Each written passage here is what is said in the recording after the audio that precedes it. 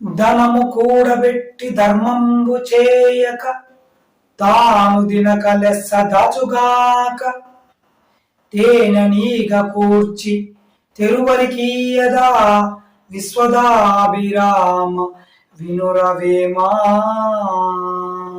విశ్వదాభిరామ వినురవేమా.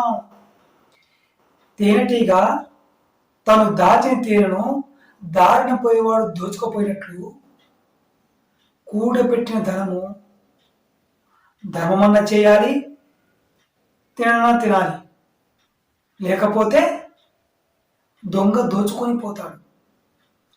తేనెటీగ మీరు గమనించే ఉంటారు. తేనెటీగ ఎక్కడెక్కడి నుంచో ఎన్నో పూల యొక్క మకరందాన్ని తీసుకొని వచ్చి సేకరించి దాన్ని తేనెగా కూర్చి తేనె తట్టు రూపంలో ఏర్పాటు చేస్తారు. కానీ దారిని పోయేవాడు చూసి ఏం చేస్తాడంటే తేనె చాలా బాగుంది, చాలా పెద్దగా ఉంది తేనె తట్టు అని వాడు చెట్టు మీదకి ఎక్కేసి గోడ మీదకి ఎక్కేసి ఎక్కడ తేనె ఉంటే అక్కడ ఎక్కేసి దోచుకొని పోతాడు. మనిషి కూడా అంతే. ధనము ఎంతో కష్టపడి ఆడ కష్టపడి ఈ కష్టపడి ఆ పని చేసి ఈ పని చేసి దాన్ని దాచిపెడతాడు.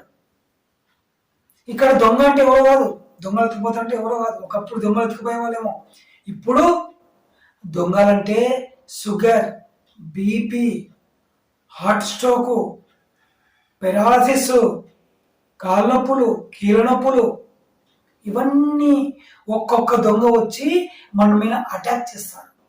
దానివల్ల దాచిన సొమ్మంతా ఖర్చు చేయాల్సి వస్తుంది. నువ్వు దాచిన సొమ్ము ఖర్చు చేయకుండా ఉంటే జరిగే పరిణామం ఇదే. షుగర్ రూపంలో దొంగ వస్తాడు, బీపీ రూపంలో దొంగ వస్తాడు, కాళ్ళ నొప్పి రూపంలో దొంగ వస్తాడు, గుండె నొప్పి రూపంలో దొంగ వస్తాడు, లివర్ ప్రాబ్లం దొంగ వస్తాడు, కిడ్నీ ప్రాబ్లం దొంగ వస్తాడు. ఈ దొంగలని మనమే అటాక్ చేయకుండా ఉండాలంటే మనం ఏం చేయాలి? ధర్మమన్న చేయాలి, లేదంటే కడుపుండా తిన్నాను తినాలి.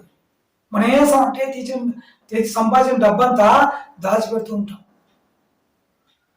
కడుపుండా తిండి తినాలి. కడుపుండా అంటే ఏ తినాలి? ప్రోటీన్, విటమిన్స్, మినరల్స్ సంబంధించిన మంచి ఫుడ్ తీసుకోవాలి. పండ్లు తినాలి, కూరగాయలు తినాలి, ఆకుకూరలు తినాలి, టయానికి తినాలి, టయానికి నిద్రపోవాలి. మనం ఏం చేస్తున్నాం? నిద్ర అన్ని మానేసి డబ్బులు సంపాదించి కూడబెడుతున్నాం.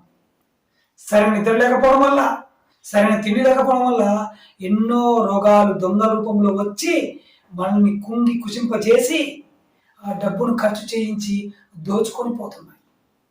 ధనము కూడబెట్టి ధర్మంబు చేయక తాను దినక లెస్స దాచుగాక తేనెనీగ కూర్చి తెరువరికీయదా విశ్వదాభిరామ వినురవేమా విశ్వదాభిరామ వినురవేమా. ఎంతో అనుభవంతో వేమన గారు ఎంతో మంచి పద్యం చెప్పాడు. మన ఈ పద్యాన్ని మన జీవితానికి అనుభవించుకుంటే ఎంతో ఆరోగ్యంగా ఉంటాం. ఆరోగ్యమే మహాభాగ్యం. నీకొచ్చిన దాన్ని కొంతనన్నా రూపాయలు సంపాదిస్తే 5 పైసలు, 10 రూపాయలు సంపాదిస్తే రూపాయ, 100 రూపాయలు సంపాదిస్తే 10 రూపాయలు సమాజం కోసం ఖర్చు పెట్టు. నీ చుట్టుపక్కల ఎవరైతే బీదవాళ్ళు ఉన్నారో వాళ్ళ కోసం ఖర్చు పెట్టు. నువ్వు విద్య కోసం ఖర్చు పెడతావా? ఎవరికైనా అన్నం లేకపోతే అన్నం కోసం ఖర్చు పెడతావా? ఏదో రూపంలో. దేశం కోసం, ధర్మం కోసం ఖర్చు పెడతావా?